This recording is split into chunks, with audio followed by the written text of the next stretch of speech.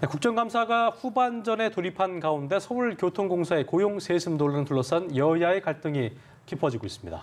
야 3당은 채용 특혜 의혹 규명을 위해서 국정조사 요구서까지 제출을 했는데요. 국회에 연결해서 자세한 내용 알아보도록 하겠습니다. 최덕재 기자 전해주시죠. 네, 국회입니다. 국정감사가 후반전에 돌입한 가운데 고용 세습 논란의 파열음이 커지고 있습니다. 자유한국당과 바른미래당, 민주평화당은 서울교통공사 등 공공기관의 고용 세습 진상규명을 위한 국정조사 요구서를 공동 명의로 제출했습니다. 서울교통공사와 서울시 산하 공기업의 무기계약직 채용과 정규직 전환, 그리고 그 과정에 관련한 서울시와 공사, 노조의 행위 전반이 조사 범위에 속할 전망입니다. 자유한국당 김성태 원내대표는 채용 비리와 고용 세습은 사회적 신뢰를 훼손하고 사회 안전마저 위협하는 사회적 범죄라고 주장했습니다. 바른미래당 김관영 원내대표도 국민 알 권리를 제대로 보장하자는 입장에서 국정조사는 별도로 이뤄져야 한다고 말했습니다. 이에 더불어민주당은 보수 야당이 거짓 선동을 하고 있다며 정치 공세를 중단하라고 촉구했습니다.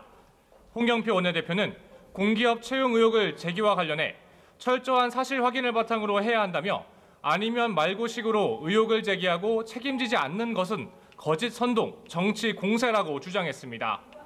홍 원내대표는 채용 비리는 엄단해야 한다면서도 서울교통공사 의혹은 감사를 이미 청구한 만큼 명확한 사실관계를 드러낼 것이라며 있지도 않은 사실을 침소봉대해선 안 된다고 강조했습니다. 자, 이 밖에 오늘 오후에 국정감사 중에서 주목할 만한 상임위원회 어떤 것들이 있겠습니까?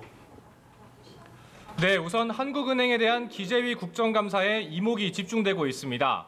금리 인상 여부에 관심이 쏠리고 있는 가운데 여야는 금리 정책을 둘러싼 한국은행의 독립성 문제를 두고 맞붙었습니다.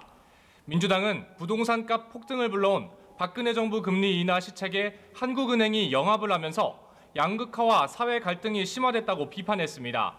특히 박영선 의원은 박근혜 전 대통령이 임명한 한은 이주열 총재에 대해 한은의 독립성과 권위, 신뢰를 지키기 위해 버텼어야 했는데 버티지 못하고 무너져버렸다고 질타했습니다. 반면 한국당은 문재인 정부가 한은의 금리 인상 압박을 가하고 있다며 내로남불 시비를 제기했습니다. 권성동 의원은 박근혜 정부 때 임명된 이주열 총재를 문재인 정부가 재임명해놓고 금리를 인상하란 말을 안 들으니 압박을 가하는 것으로 보인다고 주장했습니다. 이외에도 교육위는 오늘 하루 일정으로 독도를 현장 시찰합니다. 여야 의원들은 교육부와 동북아 역사재단으로부터 현안 설명을 듣고 독도를 찾아 일본의 역사 교과서 왜곡을 규탄할 계획입니다. 지금까지 국회에서 전해드렸습니다.